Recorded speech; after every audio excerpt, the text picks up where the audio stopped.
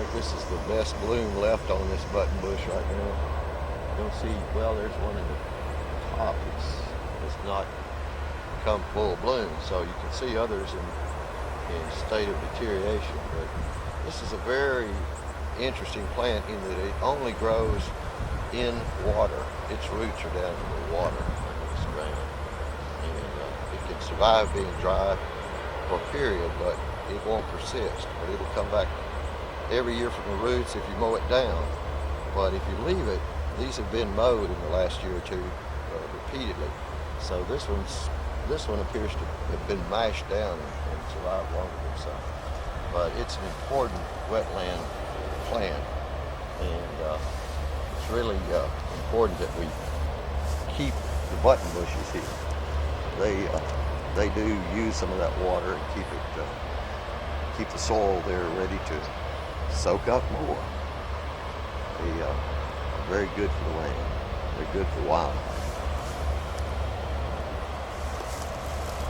Bushes in the foreground, partially or something, as you come around.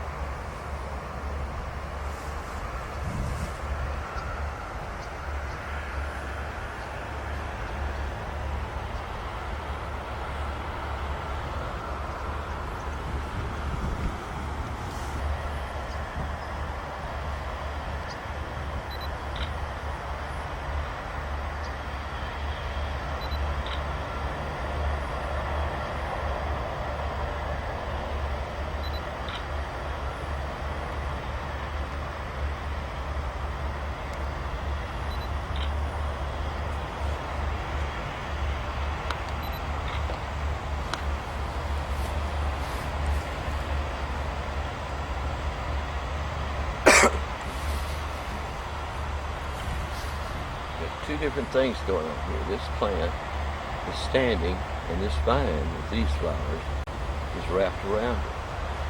So, and there are two insects, two bugs, probably category they are in, that are on there, and they're pretty interesting too. Most of the wildflowers have bugs that traditionally use them. They may depend on them in different ways, but these two are on here. That's a good sign they're regulars that frequent these kind of plants, and particularly that flower.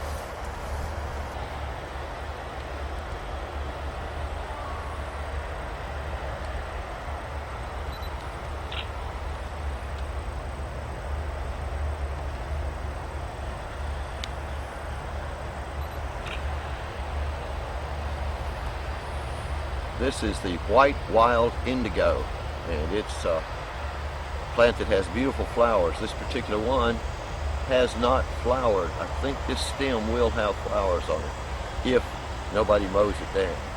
It was probably mowed down earlier in the season because all this was brush hog, and it had to come back a second time. So we very likely will see flowers before fall if nobody comes out here and brush hogs this PinnaclePrairie.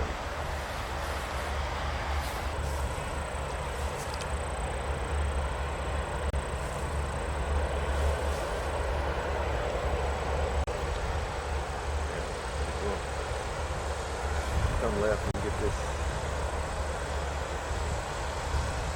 purple thing, verbena, swamp verbena, swamp verbena.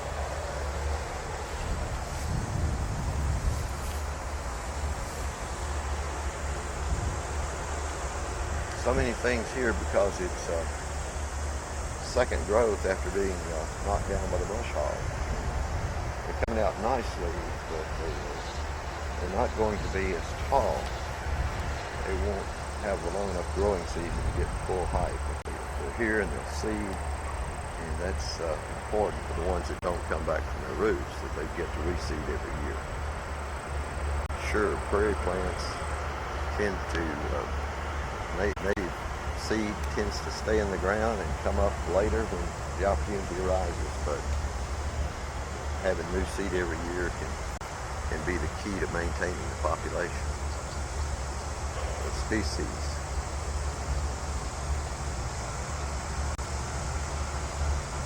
So did you go over to the, you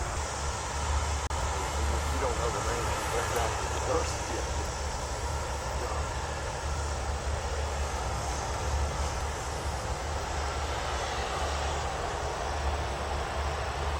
I'm going to go up to this tall grass right here, bunch grass. You can see it on this same side. We'll move on.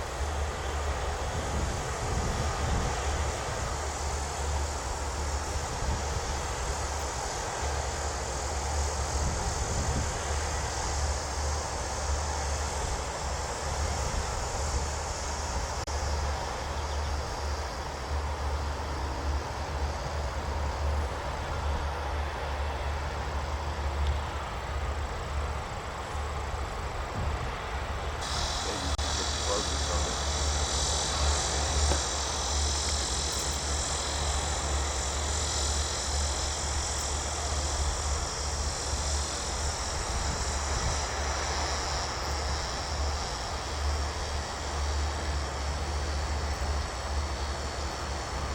I'm going to step away from this tall grass and let it wave for a second. Really beautiful waving in the light. Wind pushing it pretty gently, but fast. Coming to today.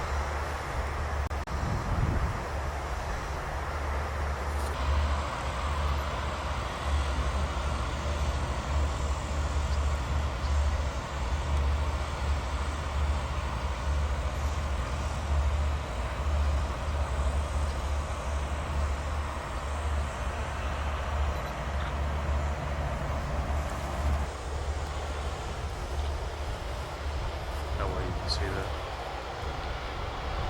Oh, that's wonderful. Yes. That's what you see all the time on the big prairie. If this hadn't been mowed, see, this stuff would be a couple of feet higher at least. And so it's had about maybe 2.5 months since it was brushed all down. It's come out pretty nice. Down on one piece of quarter, some of this is 10 feet. Yeah, because it hadn't been brushed off since winter. So this is like, what, 6.5, 7? Probably, 6 feet is about here. It's 6.5 for sure. 4 6 now.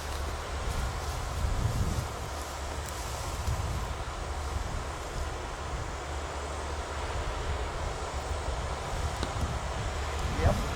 One of them is just vegetative matter collects in a big hummock, and then it just keeps building soil there, and that could be an explanation. There are other fanciful explanations. I still don't know. Nobody's got a real clear explanation. Some of them sound credible. It's just, how important Bruce Shackelford likes to use the word prairie pimples, because on aerial photos you'll just see these lumps all over the prairie. So they say, okay, before you move, let's get this little red guy. Okay, just a second.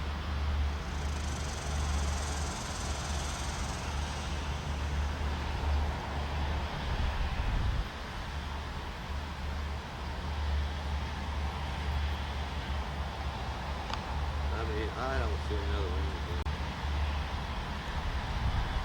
And this is the very last flower that bloomed on this plant. Now there may be 2 buds.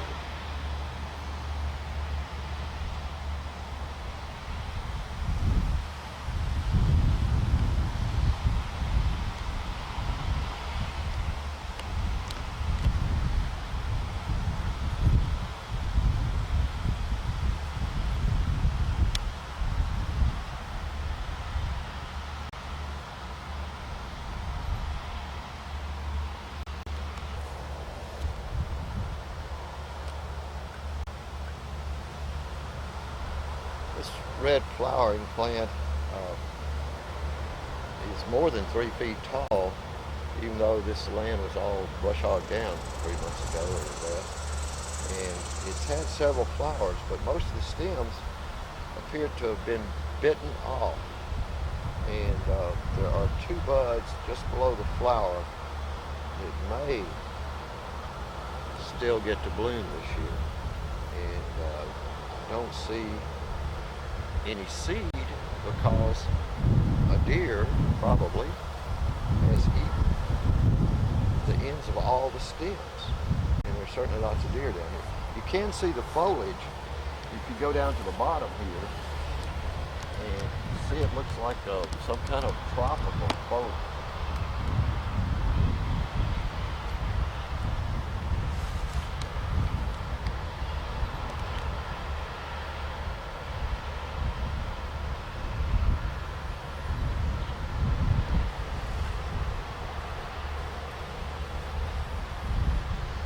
Stems, tiny stems come off the main stem and then they split. And there are 1, 2, 3, 4, 5, 6, 7 leaves on some of the stems that are still here. But this one in front of my fingers has only 4. But that may mean that it's still small and still developing and could have more before it ends. But this is a very interesting plant that I can't say I've ever seen before. The flower must have been beautiful. I may come out here 2 or 3 times next week or the next few days to see those 2 left at the top that may come to full bloom.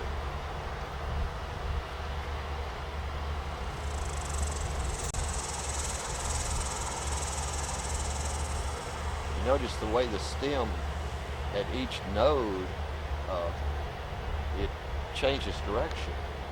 It comes up pretty straight, but the nodes are closer together at the top. So, I'm not a grass expert, but that may mean this is grass. The stem grows in that kind of configuration, even though it's much different from what most of us see here that is clearly grass, obviously everything.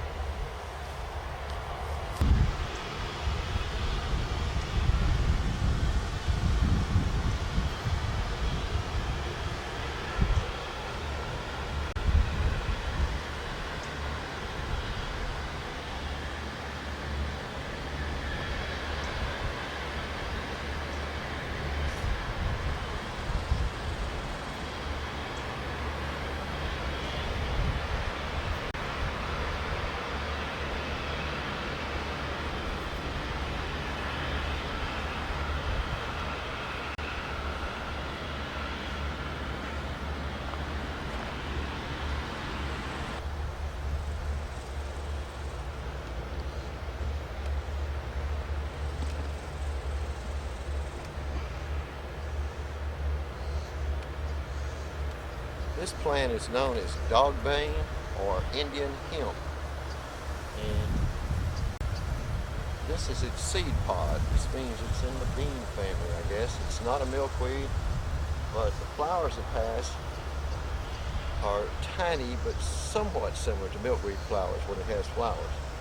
There's a butterfly wants to get on here somewhere, but it's pretty important as a native species to a lot of pollinators that use it when the flowers are alive, and you see it, it'll have a lot of seeds.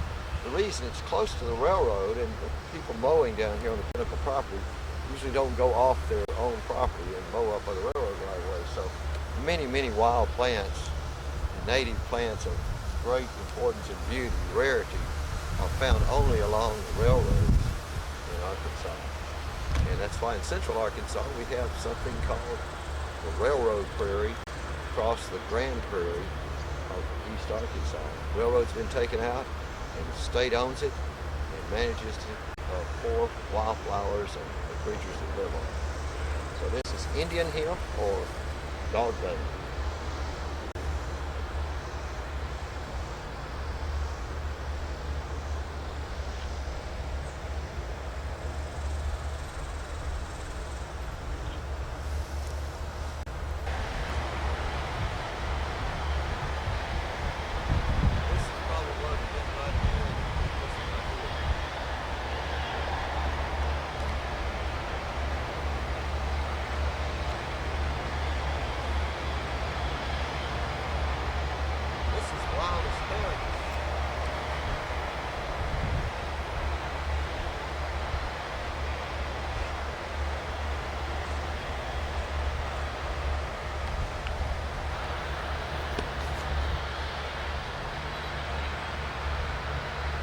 This is wild asparagus, and it's a relatively late blooming example because these things actually bloom pretty early in the spring and create asparagus tips, which everybody loves to eat. This one did have an asparagus tip, but a deer got here and ate this tip off, and probably the same deer, or one that was running with that deer, ate the tip off this one. So it's going to have some more. So the deer work this area, they sleep on this prairie, and they sleep up on Rocher Heights immediately across the railroad. So this will be a treat they'll come get if there's a tip develops on one of these other stems.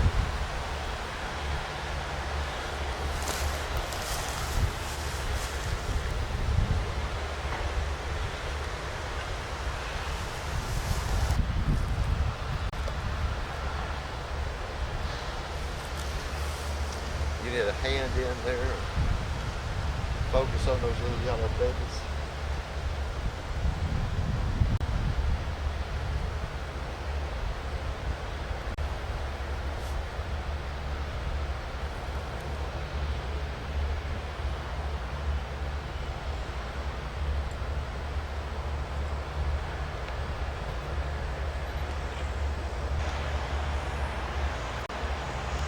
Sensitive briar. This is several weeks after it bloomed. This one may have bloomed 2 months ago, in fact. Beautiful flower, but we don't have any in this area right now that bloom. But you can see how gnarly the stem has gotten. And earlier that would have looked just like this part over here that we were looking at. But that's what this all will look like as we go through the coming weeks. I've got one of these, I think, in my yard right now, and I desperately wanted to see it bloom, and it hasn't bloomed, but I got the seeds off one of these up here last year, and planted them a few places, and I've only got one that I can find that came along.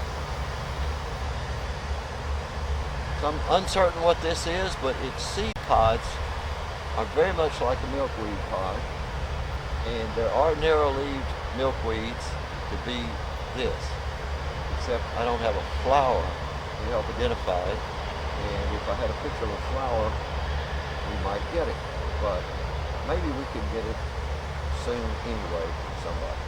But that's a seed pod. Those seeds will come out and blow in the wind and on their little parachutes. This plant comes out probably from its root. Let's look at the root, or let's look at the stem just a little bit, because it looks segmented like grass, which would be an obvious possibility. The pod is very much like the milkweed, but it's certainly interesting small plant. We're incredibly lucky we'll find one with a flower still in bloom.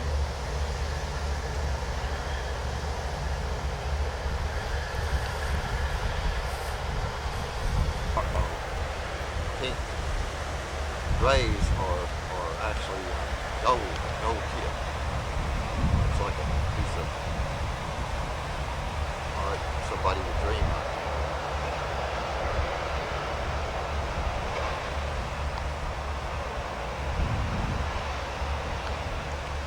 This is a sensitive briar in bloom, and this is a late blooming for it, but it's one that's probably come up late. And see, it comes up the roots all around here and connects by vine.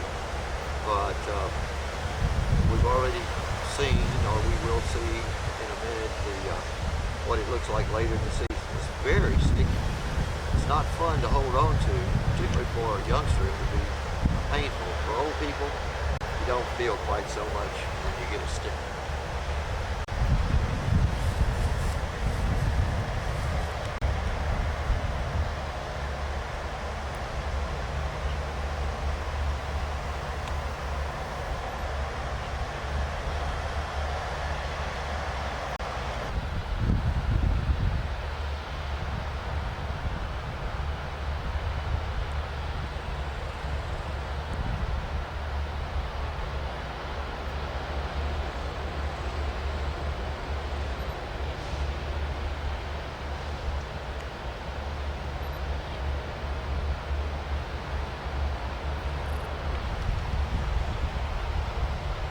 Seeing the flower confirms for me that this narrow-leaved plant is milkweed. It's a milkweed structured flower.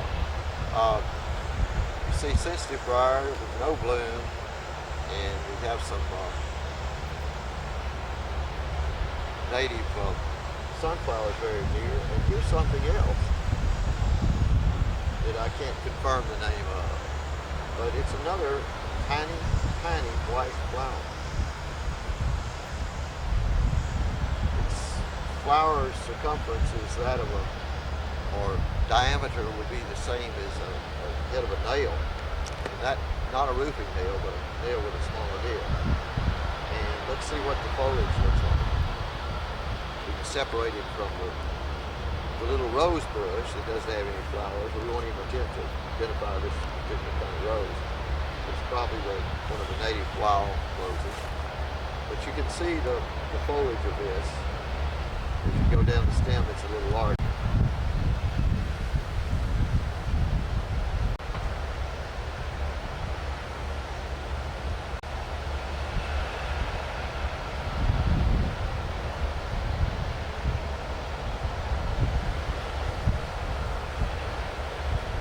This little white flower has 5 petals. And if we could get really maximum close up, see just how beautiful it could be.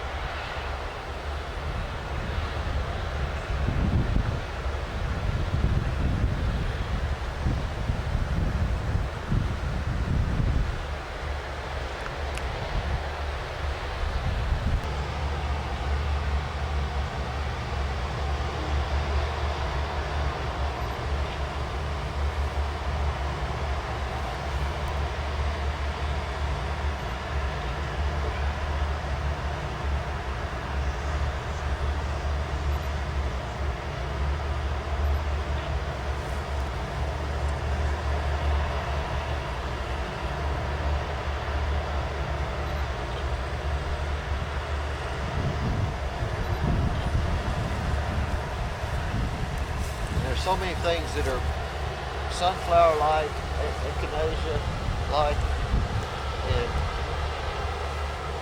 you can walk through 4 or 5 species in a couple of minutes. Unless you're just noticing something the size of yellow, you don't know what you're actually seeing. And it takes a really trained eye.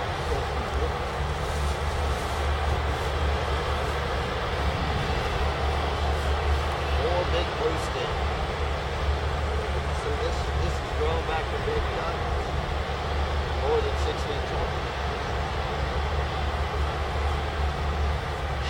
Up here and see what else.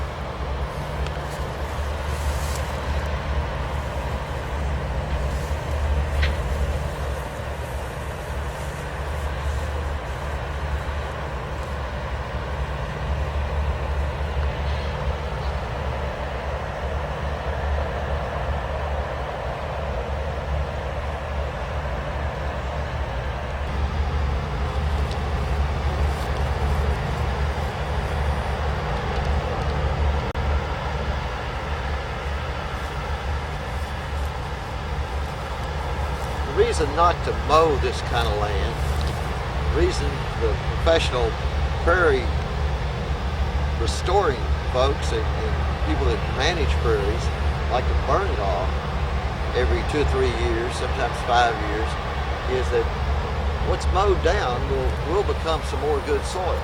But at least temporarily, there are going to be lots of spots that nothing comes up because you've got several inches of this debris from the mowing, and it takes a while. If we're spread out, it might actually go back faster into the soil. But when you get down below here, just a little ways, you pull out some of this dark soil, it's damp under there, even though it hasn't rained in several days. And this is a slope, so some of it washes away.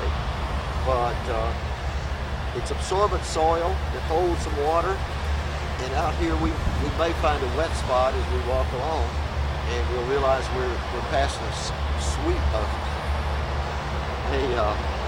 seep spring which comes out of the hillsides as you in a sloping area of the prairie. So this is really wonderful soil, and it should be, when this goes away, yes, it makes more soil, but you don't want it packed so that nothing comes up for a whole year from under there. If the seeds are there, they'll come back. If the roots are there, they'll come back.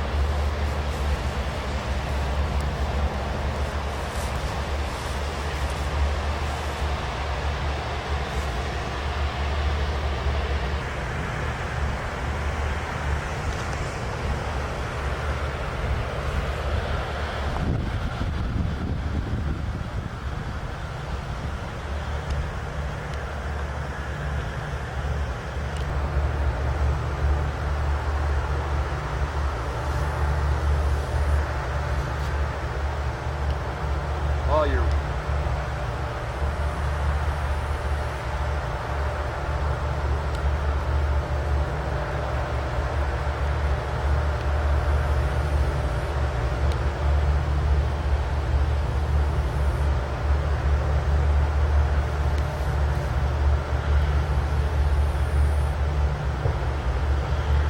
you got buku plants.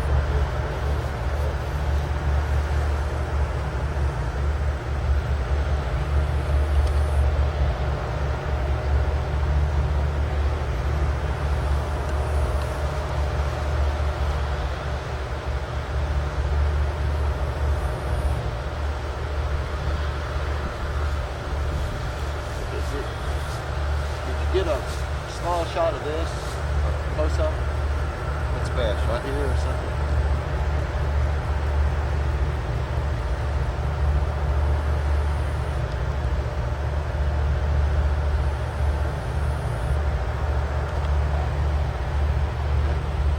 And see, this is the purple.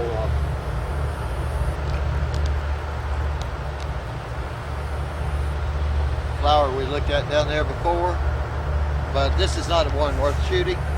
The only thing worth shooting is right under there. There's one of the little fruit things. We might pass one on the way down here. Little ball of fruit. That's the maypop. There is, but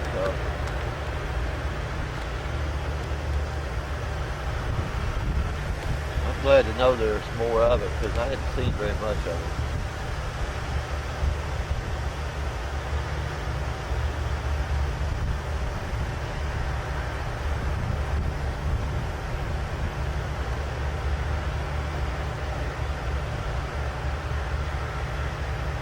How big is your focus area through that thing? Is it the size of this, smaller than my hand, the size of this, or how close are you getting?